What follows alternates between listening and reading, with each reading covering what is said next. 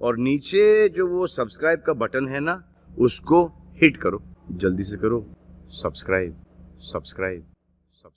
भारत अब finally mobile phones के components और पार्ट्स बनाने में पूरी तरीके से उतर चुका है और भारत की पहली मोबाइल डिस्प्ले मैन्युफैक्चरिंग प्लांट अगले साल मार्च या अप्रैल से स्मार्टफोन्स के डिस्प्लेस भारत में ही मैन्युफैक्चर करना शुरू कर देगी। सैमसंग भारत में 5,000 करोड़ रुपए इन्वेस्ट करने की बात को कंफर्म कर चुका है और इस इन्वेस्टमेंट के अंतर्गत अब सैमसंग अपने स्मार्टफोन्स में लगने वाले सभी डिस्प्लेस भारत में ही मैन्युफैक्चर करेगा।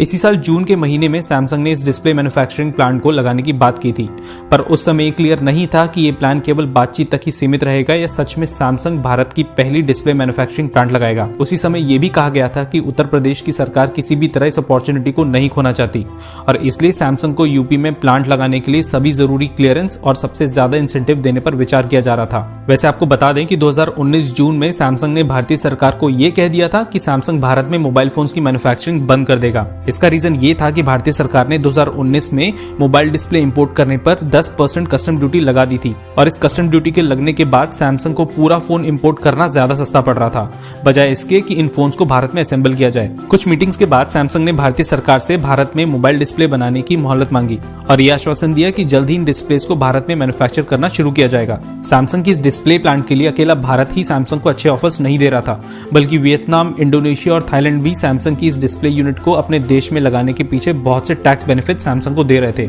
इन बातों के चलते ये हवा उड़ाई गई कि सैमसंग ने इस डिस्प्ले यूनिट को वियतनाम शिफ्ट करने का फैसला कर लिया है, पर इन हवाई खबरों को खारिज करते हुए सैमसंग ने यह कंफर्म किया कि Samsung mobile display manufacturing unit China से वियतनाम शिफ्ट नहीं कर रहा।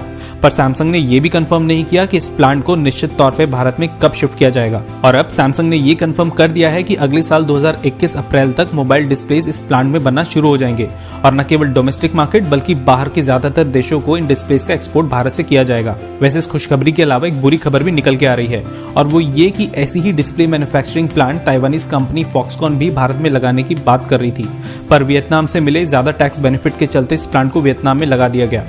सैमसंग की इस डिस्प्ले मैन्युफैक्चरिंग प्लांट की वजह से सैमसंग भारत की पहली कंपनी बन जाएगी जिसमें भारतीय स्वदेशी कंपोनेंट्स का सबसे ज्यादा इस्तेमाल किया जाएगा और हमें लगता है कि अब आपको एक और वजह मिल गई है चाइनीज फोन्स की बजाय कोरियंस और भारतीय फोन्स खरीदने की, और इसकी वजह भी हम आपको आगे इस वीडियो में बताने वाले हैं। सैमसंग ये प्लांट पीएलआई स्कीम के अंतर्गत भारत में लगा रहा है। इस पीएलआई स्कीम में सैमसंग को भारत की मैन्युफैक्चरिंग में ज्यादा निवेश करने के लिए भारतीय सरकार इंसेंटिव देगी। इस प्लांट के लगने के बाद सैमसंग के फोन्स की कीमत काफी कम हो जाएगी और चाइनीज फोन्स मैन्युफैक्चरर्स के लिए सैमसंग को कीमत के मामले में टक्कर देना काफी मुश्किल हो जाएगा। कीमत के मामले में सैमसंग को टक्कर देने के लिए चाइनीज फोन मैन्युफैक्चरर्स के पास केवल एक ही ऑप्शन रह जाएगा और वो ये कि इन चाइनीज फोन मैन्युफैक्चरर्स को भी भारत में ज्यादा से ज्यादा कंपोनेंट्स की मैन्युफैक्चरिंग शुरू करनी पड़ेगी। हमने आपको अपनी पिछली वीडियो में बताया था कि चाइनीज कंपनी वीवो भी भारत में बने फोन्स में 40% भारतीय कंपोनेंट्स का इस्तेमाल अगले साल यानी 2021 से करेगी।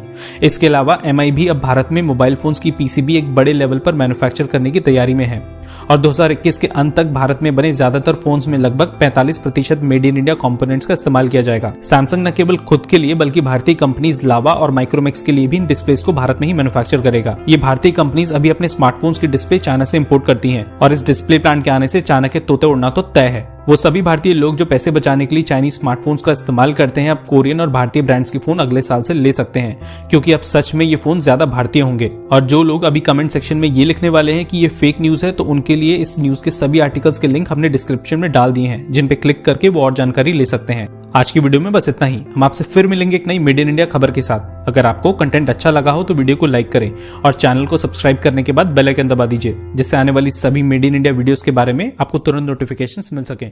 धन्यवाद। जय हिंद।